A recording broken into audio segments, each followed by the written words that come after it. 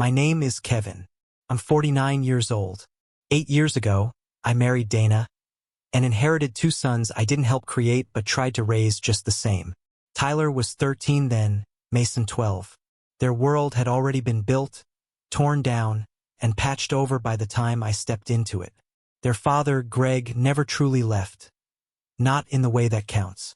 He hovered like a specter behind every slammed door, every sulking silence, every whispered, "You're not him." Greg was a performer. A man who knew how to show up just enough to stay relevant. Tickets to Bulls games, flashy sneakers, designer watches engraved with their initials. He made grand entrances, posed for the right pictures, and disappeared before the credits rolled. But somehow that was enough. Enough to keep their loyalty.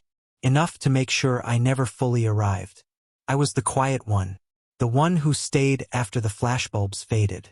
I drove them to school, filled out their permission slips, sat in the ER when Mason broke his wrist falling off a skateboard Greg bought him.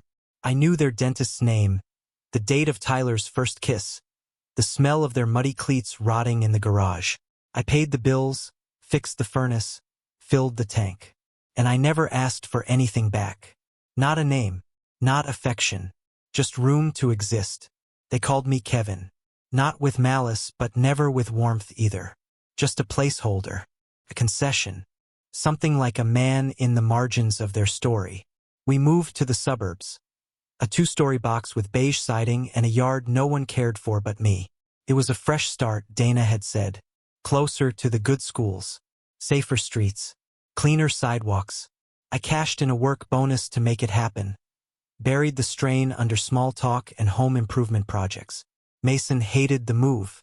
Tyler shrugged it off like he always did, distant, indifferent. Dana tried to smooth it over with family dinners and Pinterest-worthy breakfasts no one ever ate. It was a house full of presence and absence all at once. Over time, I learned to keep score silently. Who emptied the dishwasher? Who said thank you? Who noticed when the roof started leaking or the fridge groaned at night? I watched Dana more closely than I watched the boys. Her silences, her glances, the way she never corrected them when they rolled their eyes at me. The way she filled the space with jokes when I asked for help. Like parenting was a job I volunteered for but never quite earned. Still, I stayed. I believed in the slow grind of effort. I worked overtime when Tyler's laptop broke, picked up handyman gigs when Mason needed braces. I kept a separate account, hidden from them, where I slowly, methodically set aside money for their futures. Not just because I wanted them to succeed, but because I thought that maybe one day when the degrees were framed and the job secured, they might look back and say, he did that. He made that possible. 6 years I saved. Quietly, faithfully. Tyler talked about marketing, slick with ambition and charm. Mason wanted biology, maybe pre-med, maybe wildlife science. He was quieter, more thoughtful, sometimes kinder when no one else was watching. We toured colleges together, took photos in front of dorms, walked campuses. Tyler joked about frat parties. Mason lingered in the science buildings. Dana smiled, paid, and through all of it, Greg was absent, silent, a name on a birth certificate and little else. His absence made room for my presence, or so I thought. Then Greg moved back to town. Started with a phone call, then a dinner, then a game, then more photos. Tyler, grinning with Greg at a steakhouse I couldn't afford, holding up matching jerseys. Captions like quality time with the OG. Comments flooded in. So glad you're back, man. You and Tyler, twins. I scrolled until my hands shook, until I couldn't tell if the heat in my chest was anger or shame. I said nothing. Mason was slower to turn. He still sat with me sometimes, asked me to proofread essays, borrowed my truck. But even that started to shift. A new pair of headphones from Dad. A sudden interest in visiting Greg's apartment downtown. I watched it all happen from the kitchen table, surrounded by spreadsheets and scholarship breakdowns. I was funding a future they were beginning to share with someone else. Dana said, "Don't take it personally." She said, "They're just reconnecting." She said, "You've always been the steady one." But there was a flicker behind her eyes. something between guilt and relief, like she had always expected this moment, like she never believed it could be permanent with me. Still, I showed up. When Tyler got suspended for cheating, I was the one who met with the principal.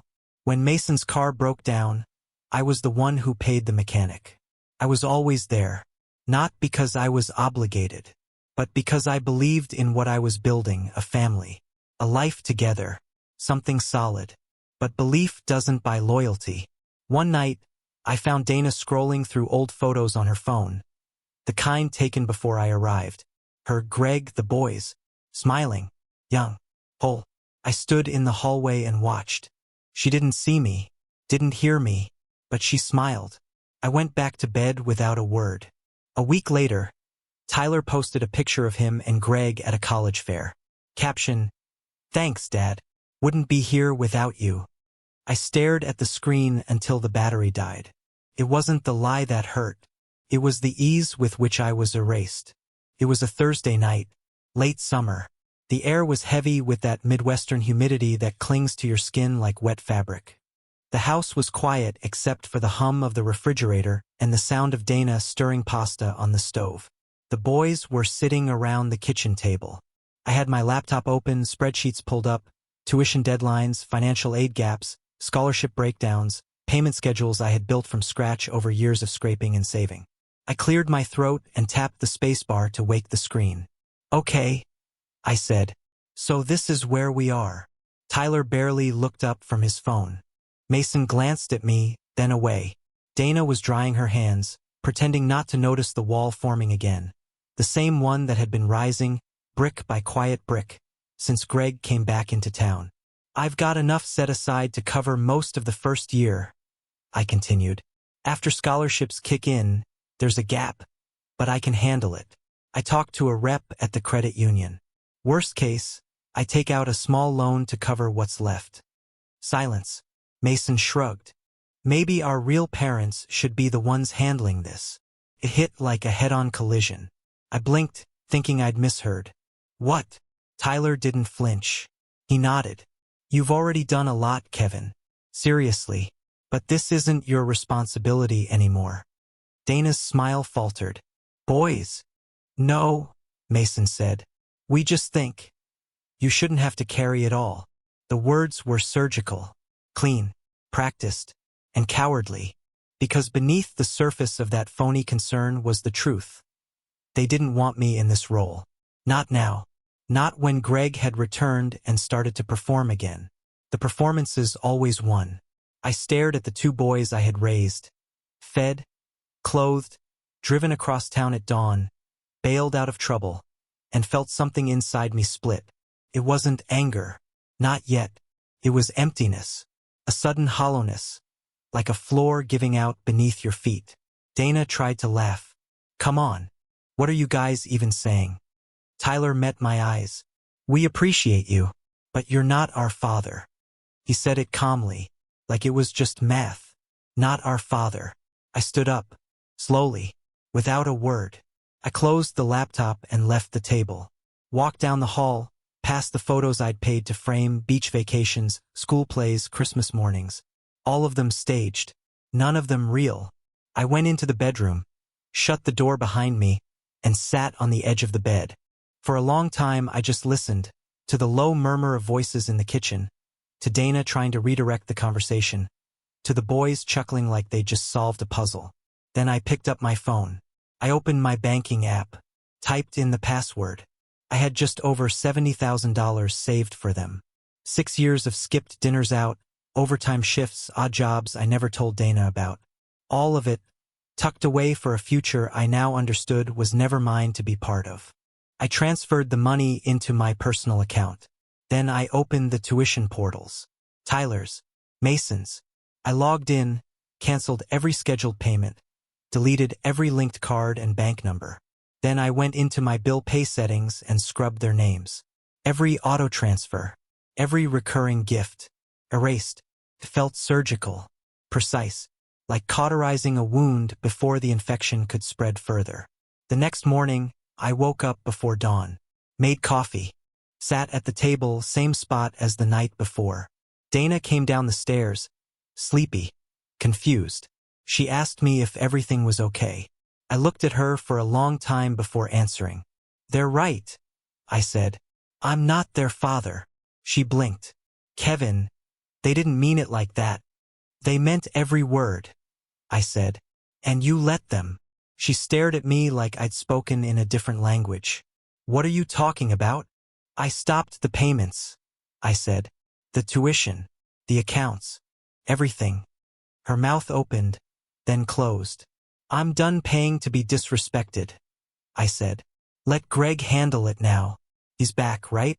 Time for him to learn what being a parent really costs, not in gifts but in bills and deadlines." "You can't be serious," she whispered. I didn't yell. I didn't raise my voice. I just stood up, walked past her, and started packing. A duffel bag. Just the essentials. A few shirts, some tools, a laptop, the dog-eared notebook where I kept job leads and side projects. She followed me down the hall, voice rising. "Kevin, please." I turned to her. "No more pretending. No more trying to earn a place that was never offered." They made it clear. I listened. "Where will you go?" "Indianapolis," I said. "There's a construction crew I used to work with. They've got short-term gigs. I already called." Dana reached for me. "Please don't do this." But I stepped back. Not cruelly. Just done. "I didn't leave this family," I said. "They left me." I walked out the door before anyone else woke up. Didn't say goodbye. Didn't leave a note. Just disappeared the way Greg always did. But unlike him, I wasn't leaving behind lies. I was leaving behind the truth. Unvarnished, ugly, and earned. In Indianapolis, I rented a studio apartment near the job site. The kind of place with paper-thin walls and a water heater that moans when you turn the dial. I didn't bring much. Just the bag, the notebook, and a folding chair I found on the curb. I set it up by the window and sat there most nights, listening to traffic and trying to remember what it felt like to be human again. I started working the next day. 12-hour shifts. Manual labor. My hands cracked open by the second week.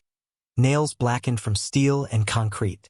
But I slept like a man who had finally stopped drowning. Ate takeout from plastic containers. Drank beer from the bottle. No voices in the next room judging me. No stepson smirks. No wife who filled silence with excuses. Just quiet. 2 weeks passed before Dana messaged me. It started with guilt, then disbelief, then panic. "Kevin, you need to explain what you did. Kevin, Mason's tuition isn't going through. Tyler can't register for classes. Why would you do this?" I didn't respond, because it wasn't my turn to explain anymore. 3 days later, Tyler found me. I was sitting in the gravel lot outside the worksite, wiping cement dust off my boots when he pulled up. Nice car. Probably Greg's. He didn't scream, didn't cry, just stood there with his hands in his pockets. "Did you really cancel everything?" I looked at him. "You said I wasn't your father. I'm just agreeing with you." He looked away, said nothing, then left. Mason never showed. He sent a long email instead. Anger wrapped in guilt. Accusations dressed up as morality. Lines like, "You broke your promise," and "We never asked you to be our dad." He was right. They never asked. I volunteered, and they let me bleed dry because it was easier than asking their real father to step up. I didn't reply. Dana came in person 2 weeks later. Found my place. Stood in the doorway like a ghost in jeans and a worn t-shirt. "I just wanted to talk," she said. I let her in. She looked around, saw the mattress on the floor, the cracked mirror, the microwave I found at a pawn shop. "This is how you're living?" I shrugged. We sat. No shouting. No crying. Just the truth sitting between us like a third person. "You were their real father," she said finally. "And I let them throw that away." I nodded. "You did. I didn't know it would go this far." "That's the thing about disrespect," I said. "It doesn't come all at once. It leaks in slowly, word by word, silence by silence, until it becomes the house you live in." She didn't try to argue. She just sat there, tears drying on her cheek, looking around at the life I'd built from scratch after they tore me down. I took off my ring. placed it on the table between us. She didn't reach for it. Neither of us asked for forgiveness. Neither of us deserved it. When she left, I stood by the window and watched her car disappear into traffic. The silence that followed wasn't empty. It was earned. A week passed. Then two. I expected the storm, the shouting, the rage, the tearful apologies no one actually meant. I expected Mason to come storming in, fists clenched and righteous, calling me selfish. I expected Dana to leave voicemails, long, winding things about love and obligation. I even expected Greg to show up at my job site, puffed up like a pigeon, ready to play hero in a conflict he created. But none of that came. What did come was silence. Thick, suffocating silence. The kind that used to make me feel peace, now tasted like surrender. And in that silence, truth began to surface. It started with Dana's messages. They came in slow at first, spaced out and polite. Then they turned frantic. Kevin, please. Tyler can't register. He's locked out of his student portal. Mason missed his application deadline. I thought he handled it, but he didn't. He thought you had. Greg said he was going to help, but he hasn't even filed the FAFSA. I don't think he knows how. I don't know what to do. I read them all, every word, but my thumbs never moved. There was nothing to say, nothing that would be heard. Everything they needed to know was already buried in their own choices. I didn't stop loving them. I just stopped lying for them. At night, in that little one-room rental, I'd sit by the window and eat grocery store rotisserie chicken with plastic forks. I started keeping a tally in my head. Every hour I worked that no one thanked me for, every dollar I gave that was spent without a nod. It added up like a graveyard, quiet, but deep. One evening, I got off work late and found a figure sitting outside my apartment. Tyler. He looked thinner. Not hungry, just worn. Eyes too tired for someone his age. Hair longer than I remembered. His hoodie said University of Illinois, but the tag was still fresh. He stood up when I approached. Didn't say anything for a while. Just looked at me like I was someone else now. Hey, he said finally. Hey. We stood there in silence. The sound of highway traffic buzzing in the distance. Dogs barking down the block. Somewhere, a couple arguing in Spanish through a cracked window. Tyler reached into his pocket, pulled out a folded letter, handed it to me. I figured you wouldn't answer if I texted.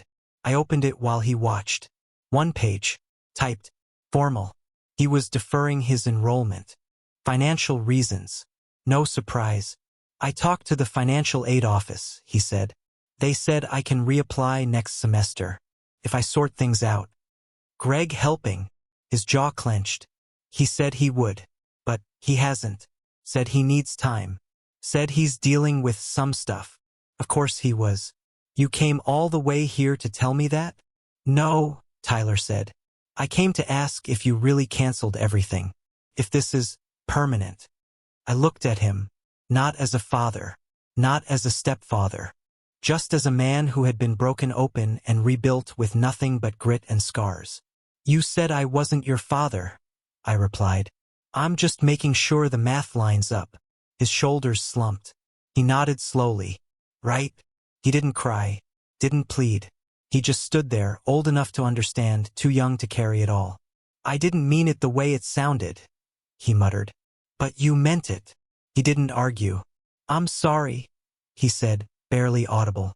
I didn't move, didn't reach out. There are some apologies that land too late to change the outcome. You're not a bad kid, I said. But you treated me like a stranger. Now you're living like one. He didn't reply, just walked back to his car and drove off. That was the last time I saw him for months. Mason never came. He sent an email instead. Paragraphs of blame dressed up as heartbreak. You said you were always going to be there. I trusted you. You promised to help. I read it twice.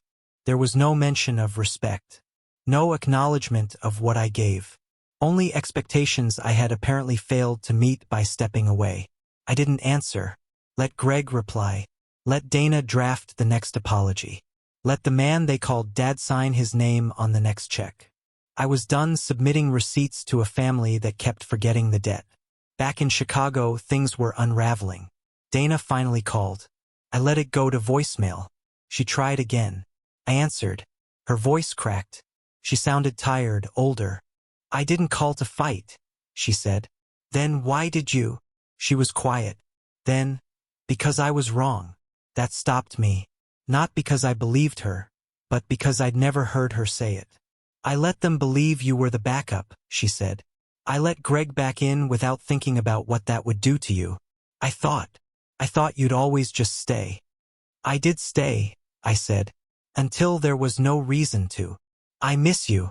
No, Dana, I said. You miss what I did.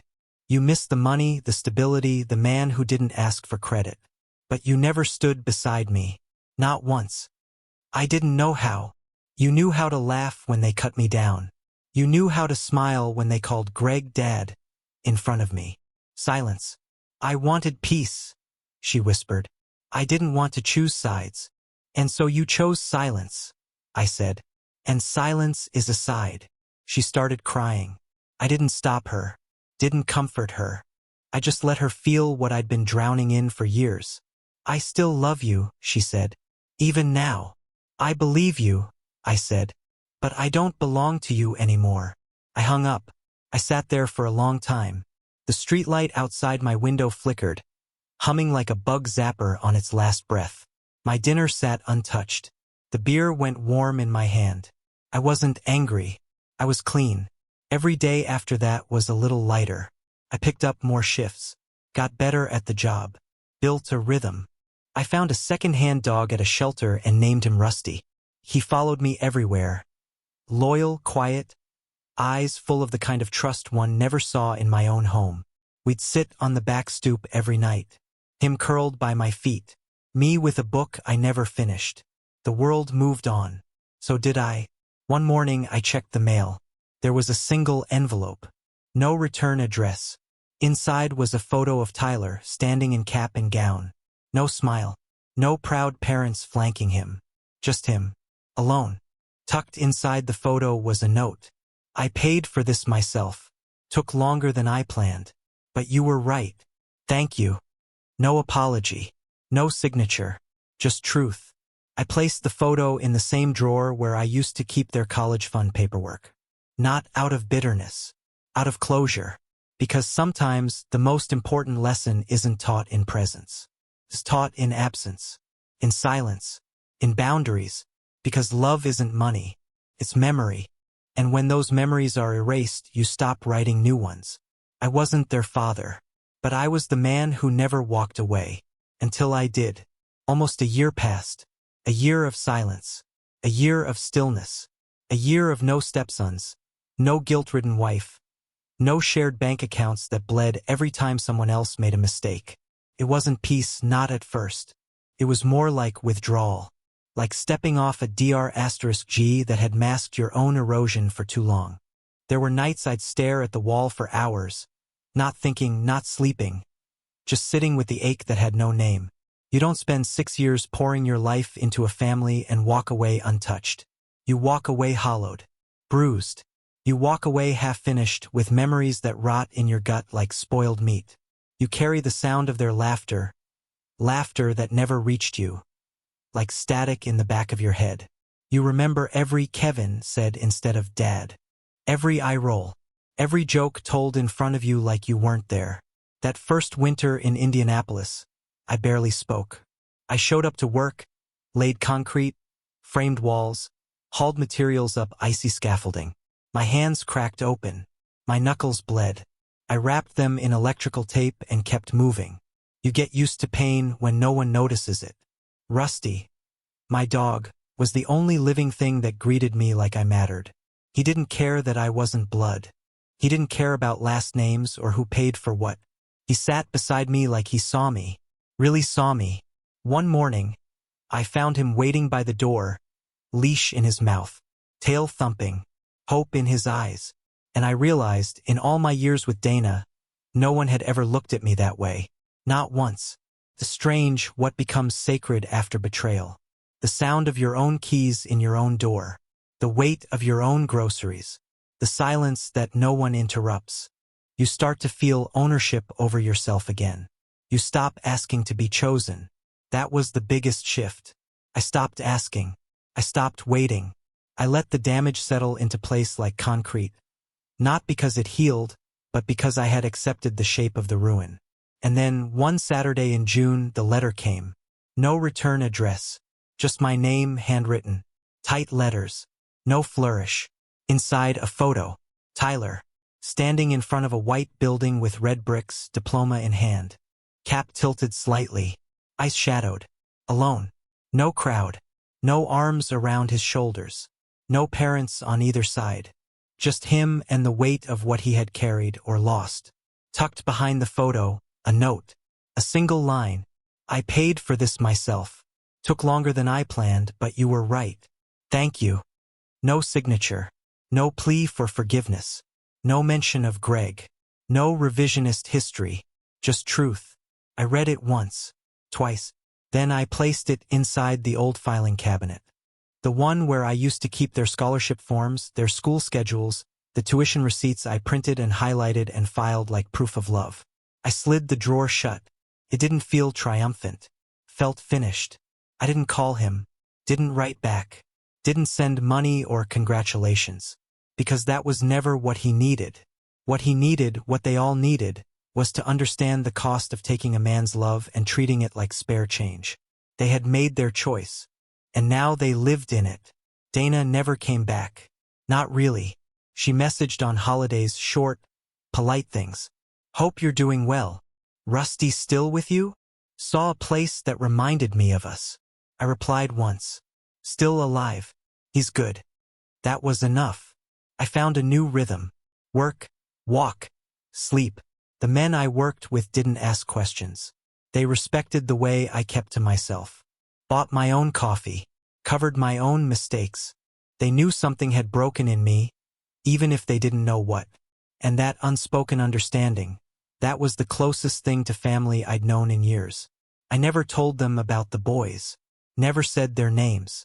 It was easier that way. Cleaner. But I kept the photo. Tucked in the drawer with the note. Not out of pride. Not as a monument. But as evidence. That I was never crazy. That I had given something real. That even if they never saw it clearly, it existed. Love without acknowledgement is a slow form of suicide. You carve pieces of yourself off until there's nothing left but debt and resentment. And when you finally stop, when you finally stand up and say, no more, they don't see strength. They call it cruelty. They don't understand that silence is the last kindness you offer before the doors close forever. I left that house in Chicago without a single scream. No slamming doors. No middle fingers. I walked out quietly. And that quiet screamed louder than anything I could have said. Because a man who leaves calmly is a man who's already bled out. I gave everything. And they gave me absence in return. Let them live in it. Let them sit at dinner tables without my name. Let them pass milestones without my money. Let them tell stories where I'm conveniently left out, or worse, rewritten into a footnote. That's their right. But I won't be rewritten. I was there. Every practice. Every broken bone. Every deadline. They can't undo that. They can only pretend. And they will. They'll say I left because I was weak. Because I was selfish. Because I didn't know how to love them unconditionally. But they're wrong. I did love them unconditionally. Until they made it conditional. Until the condition was disappear. So I did. Now the seasons pass. The days roll on. Rusty's muzzle is going gray. My hands ache more than they used to. But I sleep better. I breathe deeper. There's no waiting for the next insult. No bracing for the next slight. Just mornings that belong to me. Sometimes I wonder if Mason will ever write. If he'll ever come find me. Not for money, not for help, but to say, I see it now. But I don't wait for that. I've learned better. I've learned that not every story ends in healing. Some end in clarity. Some end with a man alone in a small apartment, folding laundry and drinking black coffee, knowing exactly who he is and what he'll never allow again. That's peace. Not comfort. Not reunion. But peace. Because now, when I think of them, I don't feel shame. I feel weight. The weight of everything I carried and everything they dropped. I held up a family for years, and when I let go, collapsed. That wasn't cruelty. That was gravity. So I'll ask you, the one reading this, listening, judging, was I wrong? Was I cruel for letting them feel the absence they built? Or was it the only way to teach them that love costs more than a check? And I was done paying for silence? You tell me, because I already lived the answer.